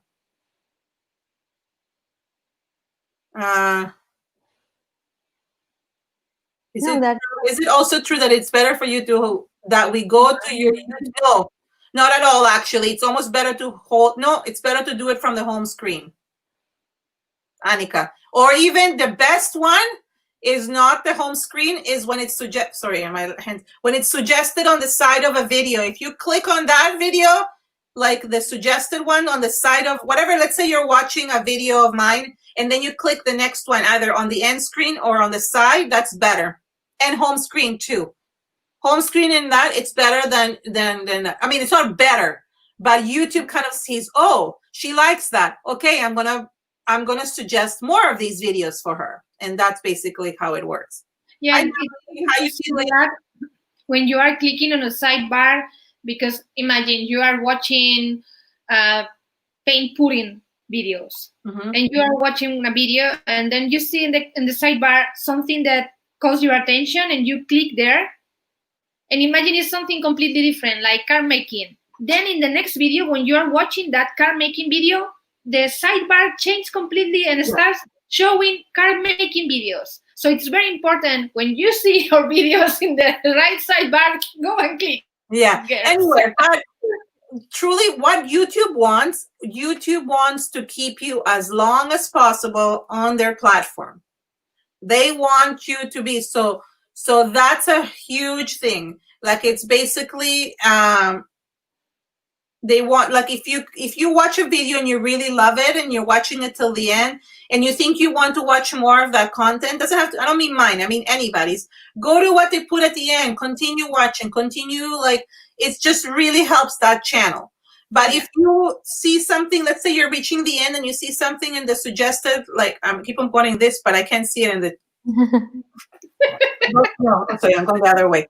I can do it. Like in the sidebar, then go and press on it, and that's like just continue watching. Like that's the most important thing. And I'm not going to. What did she say? Truthfully, I know for me, I don't want people to watch my video just because. It's true. I want you to watch my videos because they interest you. If they don't, then that's okay. I understand that. That's part of it. So, but I would appreciate, that's something that I would appreciate if people did. But I mean, like there's 16 people here or what Alexa, like if there is something, let's say the content, you don't love it, tell me, give me feedback. I don't mean to be mean, but like say, I'm like, or just say what it really interests me is this. Could you make a video on this topic? I would really like to know what interests people. You don't always know. You're going to do what interests you, or what you think others will be interested in, and then you're like, oh, nobody cares about this topic. So it's hard. But even with that, ask for reasonable thing. Like don't ask us to do oil painting. Because we don't do that. Well, people is asking me for so weird things, and I'm like, I cannot do that because I don't know how to do it. So I will answer that. But for example, I will like somebody asked me recently to sorry. Do you want sorry, somebody asked me to talk about the antiquing paste from Stamperia. So okay, I listen. I'm gonna do something similar to that. So it just depends on what people ask. If I can do it, I will. And put Annika's question there. So it depends. So the feedback might be different. So if you're going to let's listen to feedback. I don't mean like criticize my project, but like just you can say I would really like to learn. That's what I mean by feedback. Like, I would really like to learn about this, or like, this is very difficult for me. Like what you taught today was too difficult to understand. Is there a way that you could explain it in an easier way? Whatever, what I'm saying is there's ways of saying comments. Don't go and say, oh my God, I hated what you created or something like that. It's really not like, So Monica, let's go by we'll pull a talk. Let's address this about so much of this become more of a YouTube thing than asking me about my life, but that's good. Like when I started like 8 years ago, because I know you're starting now, Monica, and that's the difficult part. You're starting, but you can't expect to get like the comments that we're getting on an 8-year-old channel. You know what I mean? Like I've been working at this for so long, and even here I still have issues with it. So you want people to comment, but at the same time, number one, people, let's say, not only comment, it's more important, as I said, to have the views, right? To people to watch your videos. But in order for them to watch your videos, like there has to be, like it's a catch-22, it's a loop. So my question is to you, how can you do your videos in a way that people will want to watch them, right? Because what's happening is that they're not being discoverable by YouTube. That's the thing. That's not about anybody leaving comments or anybody not watching. It has to do with the fact that people are watching the first few minutes and are maybe clicking off, and then YouTube does not recommend your video. And this has been going on for me for 8 years. yes, I have a lot of videos that people watch, and those have been like great. But you know how many videos I have? 200 views, and I have 30,000 subscribers. So imagine like that comparison, the percentage of that. I have 200 views on somebody, so only 200 people watched it and clicked off because those for a video of 10 minutes, they watched 2 minutes of it. So how does that make you feel, right? Like, how does that make us feel? So not about the comparison in general. You realize that that video is not like something that people want to watch. And if people are not watching it, YouTube will not recommend it. It's a loop. If people, you know what I mean? You put a video, if it's not good, then don't do that video anymore. It is like, and be patient. If you just started now, you have to be very, very, very, very, and can say very patient. Yeah. This is not a speed race, it's a marathon. Yeah, but you have to be patient because you don't know when it's going to come. Like, you have to let your videos and you have to let your YouTube channel gain momentum. It's like, and I think you need to be persistent. That's another thing. Persistence, but also like listen to things. If you're not getting, if let's say there's a video that gets a little bit more views, then you know that people like that style or that type of project more, then do another one and test it. But if you see that one is really, really like performing low, that's not what you should be making. Because that's not, you know what I mean? Like, for example, my personal art diaries and were like something that I was so passionate about. I really wanted to talk about topics that were interesting and good for our community. Well, guess what? Nobody was watching those. I was getting like 200 views on something that I was so passionate about. So I scratched it. I couldn't. I wanted to keep it because I really felt that those 200 people that were watching it, it was really helping them. But truthfully, it wasn't good for my channel, so I had to scratch it off. I had to take it out of my channel because of it. So it's like a trial and error. You try, you see if it works, you continue, but patience. And at the same time, it's like, imagine, Monica, like let's say you get one comment for your video, okay? I'm still getting like, in some of my videos, not the ones that I did recently, but in some of my videos, I was getting 5 comments, 10 comments, and I have 30,000 people. So think about it. It's all in comparison. It's all like it's a loop. I don't know. That's my opinion. You have to be patient. Yeah. I was so happy the first time I got my first comment, my first video, the first time somebody shared my video. One person is enough. One person at a time, basically. That's what it is. Yeah, it really makes a difference. That's what I was saying, that it is, you know, artists, we are very sensitive. So it, at least with me, it's easy to make me happy, and it's also easy to bring me down. Small things, those tiny things are important for us, I think. But that's what Monica is saying. She's feeling down because she's not getting those comments from anybody. So the question is like, are we like, the point is that I'm telling you, so like I'm telling her and I'm telling you and I'm telling everyone, you have to be patient, right? Like, yeah, it's kind of like that's one of the things. Like, of course, I would love to have so many more comments, but I understand that. Would love to get many comments, but I'm not down on myself on that anymore. Yeah, Nelly. So what Nelly said is right. Yeah.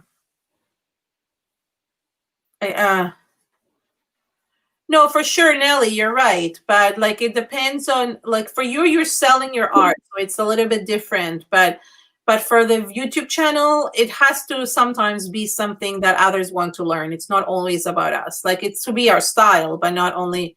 Yeah, patience is a key, Monica. They're like, I feel like I'm kind of like a therapy session with everyone.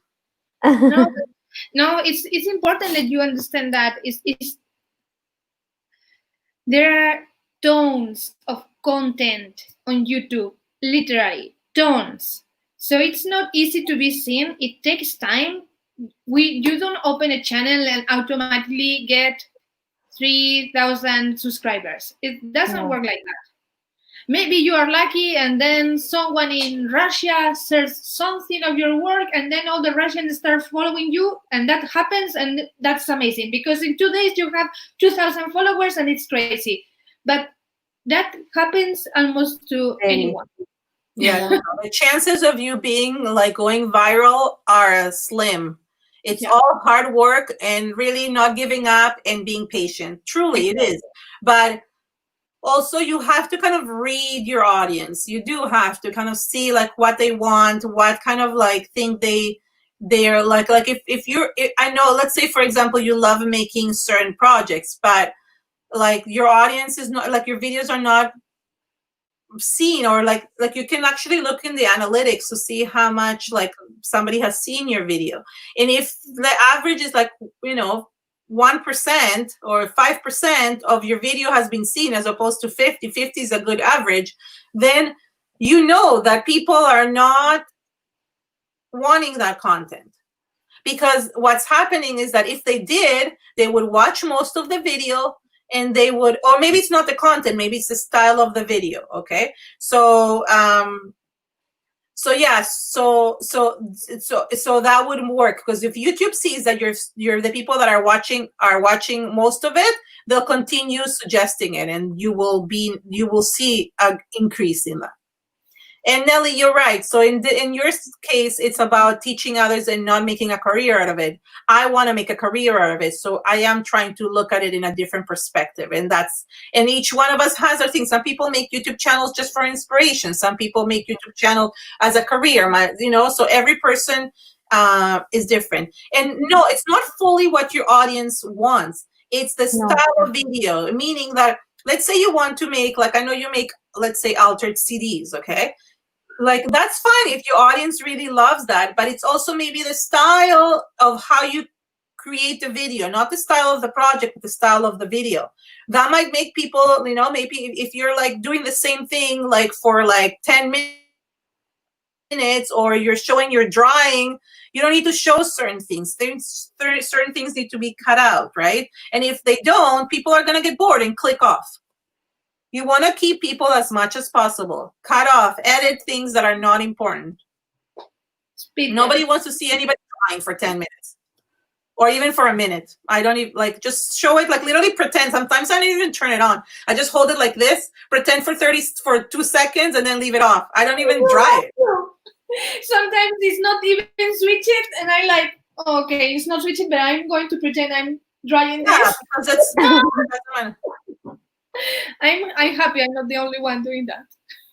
Oh, Sue, okay, 3 minutes. So should we just stay quiet? Not to say anything important. You got questions about anything to do with me? Because but this became like, we should just change the title to how to help with YouTube videos.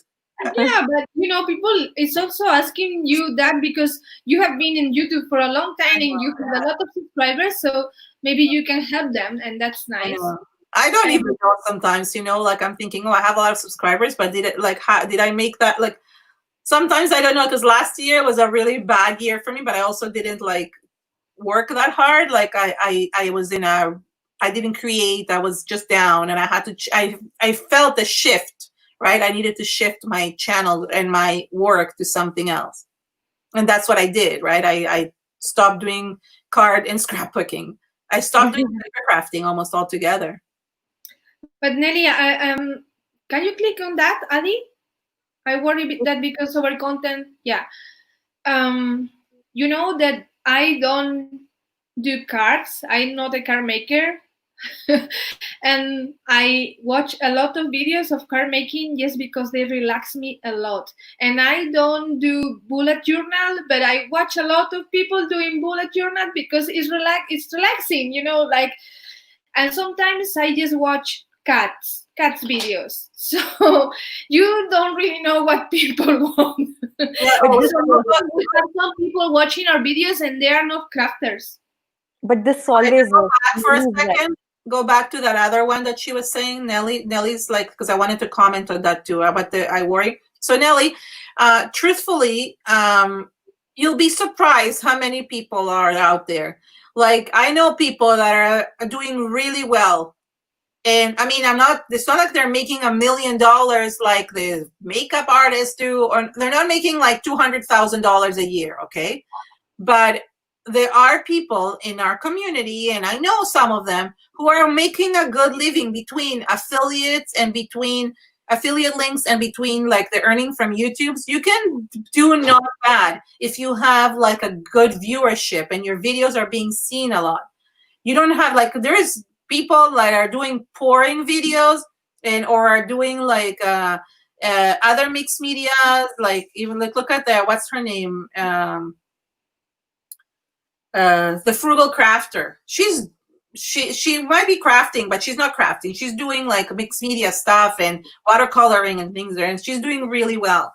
So I think that there is a space for us. It's just that we need to like work on certain aspects of our YouTube channel, and that's something that I'm doing right now. Once I know that it's working, I will like share everything with you guys. It's just right now I'm testing it, so it's kind of like on the thing. Where is Crystal's here? I don't Yeah. Hi, Krista. How are you feeling? How are you feeling? Exactly. And just to comment on this, Nelly, I completely agree with you. Get a crazy cat in the videos and the videos go viral. A cat, a dog, or a baby. Yeah. I've been telling my husband, I need a cat. I really need a cat that can walk on my project from time to time, so people will love my videos. Yeah. Nelly, to comment on the last one, put the last one. Oh, I know you will be surprised. You think it's as easy? Like, I know, like it's not easy for other styles as well.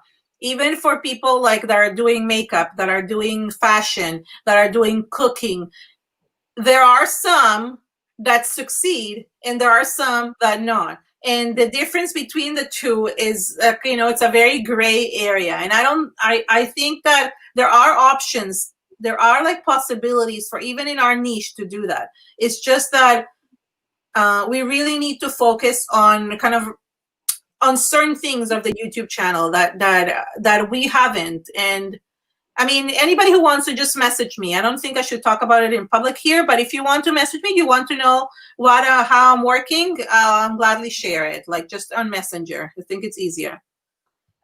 So yeah. Okay, wait. Crystal says she's doing well, but no energy. Oh. Right, yeah, we hope to get well. Wow, I can't believe it. Sorry to hear that, Crystal. I know. You do not have constant stream of new stamp sets to demo like the card makers have. We have a constant stream of new products coming in. I don't think that's like the problem. I have too many products to want to show, and the problem is like that people that are wanting to learn from us have a really hard time because they get so confused with the amount of products. They stamp, you stamp, you stamp, and you stamp, and you stamp, and you stamp it like this, and you stamp it like that. But for mixed media, people get so confused. Like, they are like, oh, like, what am I supposed to remind me what I do with the gesso? Remind me what I do with the gel? They feel lost. Like, there are so many possibilities, so many products, so many ways to use them. Even if you never heard of using this product in this way, you can do it. So people are like frozen, like, oh! I know. Hi, Martina. Hi, Martina. Yes. Yeah, I for think sure, I we're agree. finishing. Yeah. Okay, so I guess that's it. Does anybody else have any question? Sorry, I'm just reading Crystal message. That's so cool. Exactly. I hope that energy worked, Crystal. Yeah. Oh. Sorry, I got a text. You are talking about Mr. H. Who's Mr. H? Huh? Where? I don't know. I don't know who is Mr. H. Yeah, I don't know what that I don't know what that is either. But yes, so does anybody else have any questions? I feel like you're talking about Mr. H. Who is Mr. H? I don't know. Mr. Holt? Tim Oh, Holtz. Tim Holtz. Mr. H. Tim Holtz. I'm like, Mr. H. I've never. Timmy. I would go Tim or Uncle Timmy. Tim. Uncle Tim. Yeah, I agree, Nelly. It's like, I understand. I try to do that as well. Yeah. But at the same time, like, people that are learning from our YouTube channel want to learn similar styles. So it's kind of like a catch-22. Like, hi Denise, sorry, hello. I just find that it's really hard to be out of the box and in the box at the same time. And that's like something that I have to find a balance myself. So there is things like, for example, I understand because you made that beautiful, like, for example, the one with the phoenix. Phoenix, yeah, it's beautiful. It's like I saw it and I'm like, oh wow, I want to make one too, right? And that is good. But I think what maybe the balance could be that you're doing a project out of the box, but show it in a way that you show the techniques in a way that anybody can do it. Yeah, that's true. Makes sense? Before we go, I have to say something. I would like to thank you, Keren, because you are one of the person that taught me more in this industry. I learned a lot from your videos, your basics, like how to use the basic products like gesso, gels, or acrylics, everything and anything. And you inspired me so much that I decided to do my own channel and start crafting. You were one of the person that the 3 people that did that. So thank you. Oh, thank you. I'm gonna start crying. Right. Oh, no, I don't know. I feel it from your heart. I know, I feel it. Yeah. And I mean, I did it just because I thought, okay, if I can do it, then anybody can. And why not, like, teach basics, right? Like, it's just there's so many people out there that want to learn the techniques. And this is what I was saying to Nelly. And thank you, Denise. See, like, yeah.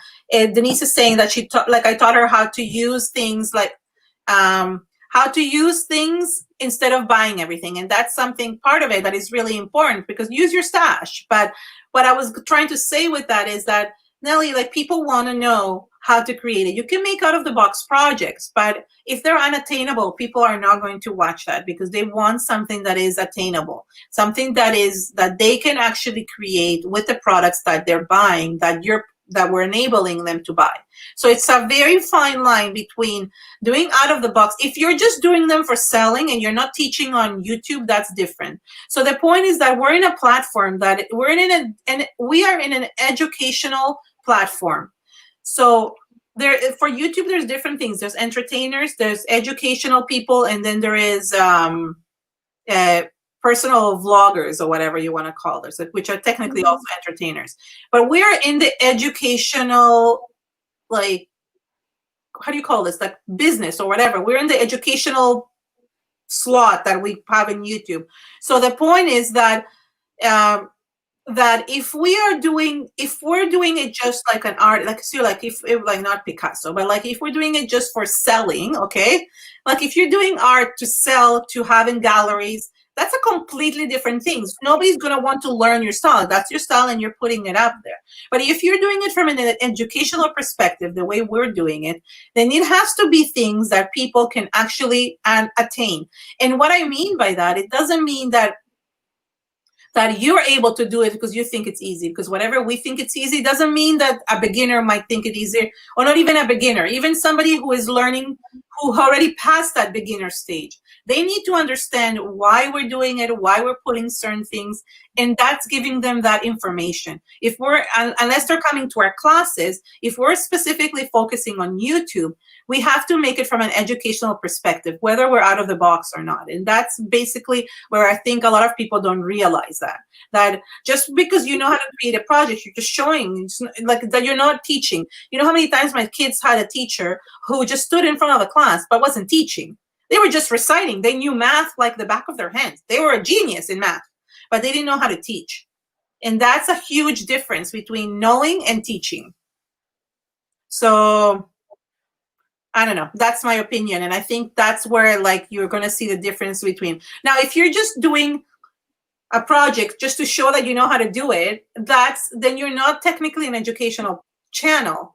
But most people that are coming to see us are doing it for an educational purpose. They want to learn. So that's the only way, unless you don't want a channel, unless you just want it for fun and you don't want it to grow. So I saw artists do shadowing on lots of channels, but Keren was the first video that taught it to me anyways. I don't like rice paper. Oh yeah. Thank you, Rachel. I really appreciate that. No, I just I think that's the difference. It's just that I am focusing on the teaching part of it, and I think most of us are.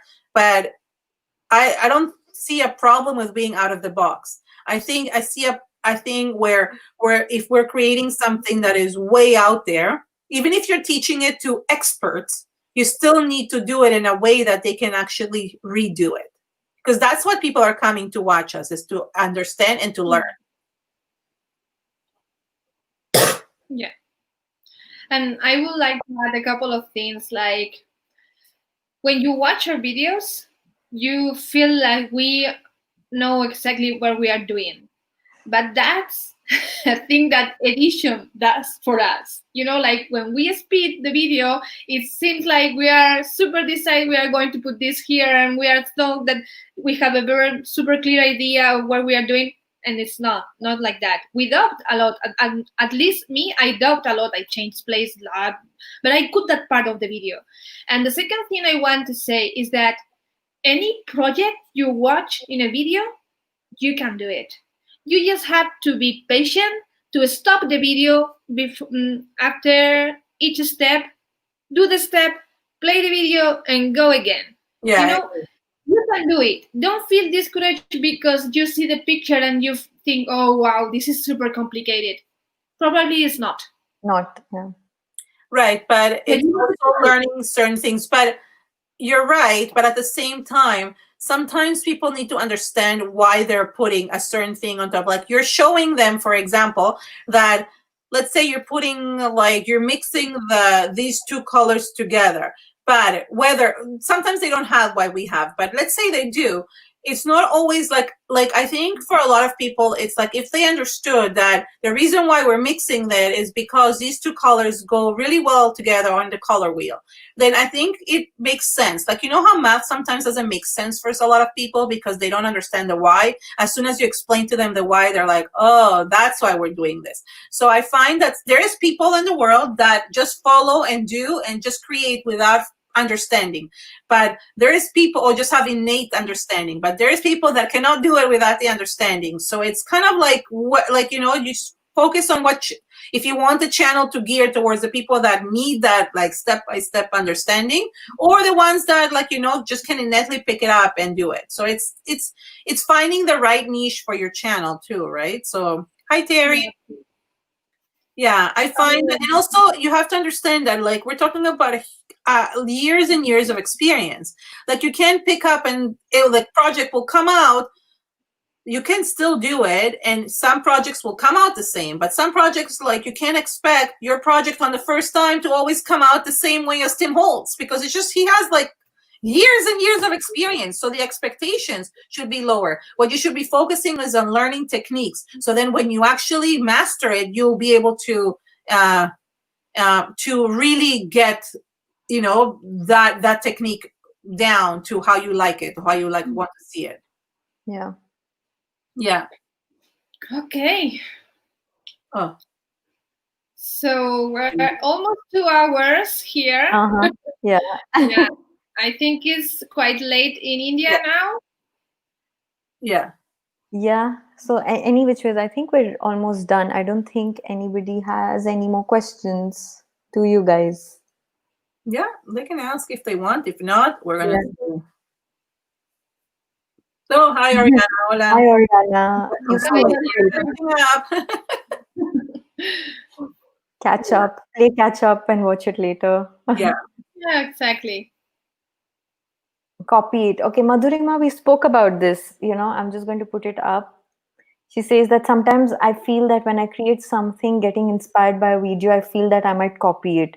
So when we were talking about it, we also said that go ahead, and it's just important to probably share which video inspired you, or maybe just Yeah, give just credit credit. to that person. Yeah. So I wanted to add one more thing to this. You can copy and obviously give credit, but you cannot. Okay, hold on, what's my hair is standing here? But you cannot go now. Let's say you have a YouTube channel and you go like what you said and go and recreate the same thing, even if you're giving inspiration.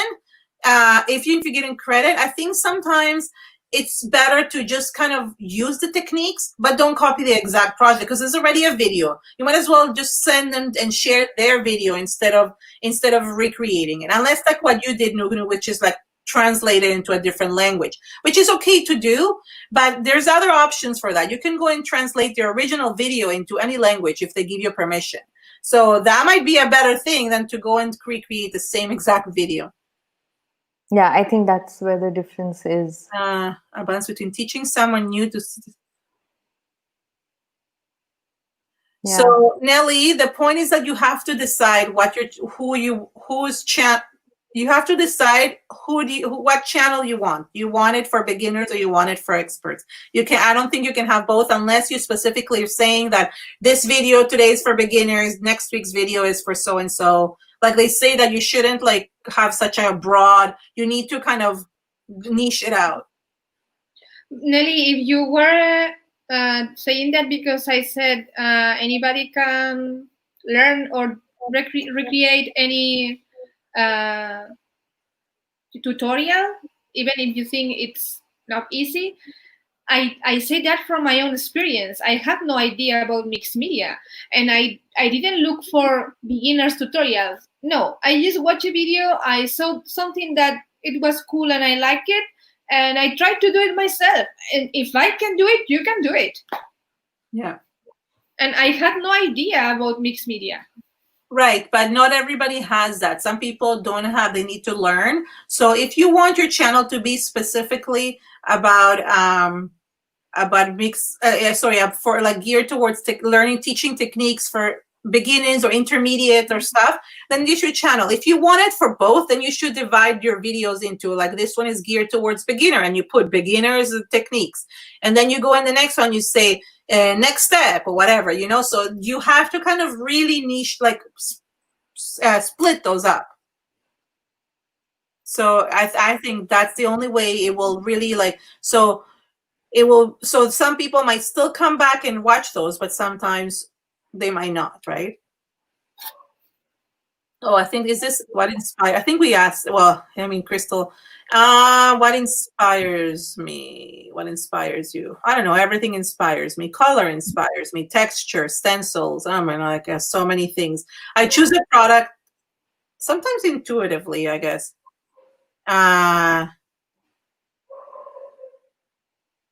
Yes. So I'm thinking. So I'm trying to do both technique and that. So I want to do that, but I think I want to focus a little bit more with this. This would be kind of like more like the expert, like this is what I'm saying, like an expert video or like an intermediate video, because it really is like once you know the techniques, then you can focus on that. I've been doing a lot of those, Terry, for my members. That's something that I've been doing, is like trying to do the connecting to your art with the members. And because I think it's something that I want to give like a little bit extra that is like exclusive. So I think in that sense, because a lot of people, not everybody has interest in that. So I figure that if people are interested in that, they will sign up for that membership. I will do every once in a while one, but at the same time, I find that most people that come to my channel, they want to learn techniques. And those videos that are like about connecting our art and everything. They're great for those people that really want that, and that's why I'm saying like they can maybe become members. But I find that most people that come to my channel want to learn the techniques, and the other videos are not being watched. And that's what I noticed, a pattern in my videos, and that's where I'm like a little bit focusing on something else. And maybe I'll go back to it in a different way. We'll see. Right now, I'm trying to work on rebranding my YouTube channel. If that makes sense. She likes it. Yeah. Yeah. Because I want to get also like for my members, I want to give that extra little bit. And I know you're one of them. So that's why I want to give my members a little bit of that extra like personal touch and that emotional connection. And I don't think that needs to be done with every single person out there. I think it's something that eventually I'm hoping more people will catch on. But most people just want to learn the technique. They don't want to feel the mumble jumble. Like I find it. It is. People don't want to like feel like that. Like they don't want to have to feel. They just want to create the art the way they see it out there. Yeah. Oh, thank you, Terry. You're so sweet. Thank you. I appreciate it. But yeah, it's more than. Yeah, you're like truly like, thank you. I appreciate all the support. But I find that those of you that commented on those videos, and there were very few of you, but those of you that commented really loved it, and were like, most of them were my members. So that's why I kind of shifted a little bit towards them. Yeah, I think people, sorry, I have water. I think people have a really hard time yeah, exactly. Like connecting to their emotions. It's a very, yeah, there you go. Tiffany said it. Like a lot of people don't want to do that. Don't want to feel what they already feel every day. They want their art to be like a relaxing thing, that it will just be. So it depends. So this is why I will do those behind the scenes. And if people want to, I will like, like they can just start joining that movement. Yeah, I think that depends on the artist. Like for me, for example, I would say my style is fantasy style. Let's call it like that. So when I create something, I try to make like a parallel universe, so you can travel somewhere else and you disconnect of what you feel. People are not see. This is what, look, everybody's saying the same thing. But one says most people are subscribing or following a channel because of the techniques. The people that are coming to my channel, I realize, want to learn how to do certain things, how to channel, how to educational. The rest of it is something that I'm offering extra, and that I will continue to offer behind the scenes, because I really feel that there is that niche. Maybe eventually I'll move into Patreon and do that. I'm not sure. Like, we'll see. Like, I just don't know if to do YouTube. I want to kind of keep everything on YouTube, but at the same time, is it better? Art isn't like they're saying art is an escape from their emotions. So it's like, but I was trying to not do so much the emotional part of it, but how to really not to connect to like every paintbrush, every paint stroke, every color. How does it connect to the sense of like, how does it make you feel in terms of how does that texture make you feel? Not how do you feel like in terms of like your life, but how does it like relax, if it makes you feel relaxed? But I think it's very niched to like very few, or niche. Some people say niche, but so yeah. Every time you say niche, I think of Friedrich Nietzsche. No, but I think that's where it comes from. No, I thought it came from. No, I don't think so. No. So yeah. Yeah, that's true. I guess I'll never get to certain artists for separate things. So yeah, so I think Terry, I think the way I create and the way I teach, I put that into it so people feel that, and that's why they gravitate towards my channel in that sense. But a lot of people in my channel gravitate towards my technique, towards like what I'm teaching, like how I the experimenting, which goes back to the beginning of how like I try to show how you can use the product in different ways out of the box. That's my out of the box. Yeah, she's right. Terry's right. And I think as an audience, if you navigate to certain artists for their each thing, as artists also, I think it's, everybody has their own take, everybody has their own offerings, and then we find our way through it to present it to the audience. Right. Yeah. But also the point is that if we're not discoverable, okay, this is the problem, right? Like if we're not discoverable, how are we going to share that? So it's like a catch-22. This is the point. So this is why I'm working on the technical stuff of YouTube right now, because I want to make sure that I am discoverable on YouTube so I can actually share and help you guys. So that's basically like the thing. I can't, like, you can, if nobody's watching your videos, there's no point. Yeah. Okay. I'm sorry, my husband is texting me like, "Hey, I know. where are you?" Where's my heart? Why is it sideways? Oh, there it is. No, it's fine. Yeah. Okay. So I think we'll call it a day here for Yes. this chat. Thank And you all for coming.